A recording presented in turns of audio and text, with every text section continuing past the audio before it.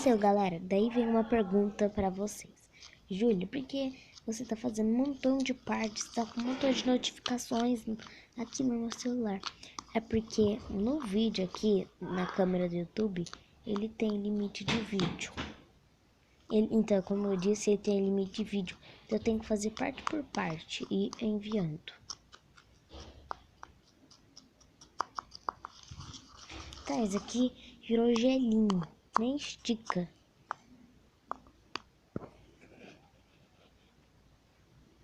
Desculpa se a imagem ficar ruim, mas acho que tá boa pra mim, já que eu tô gravando. Desculpa aqui rapidinho.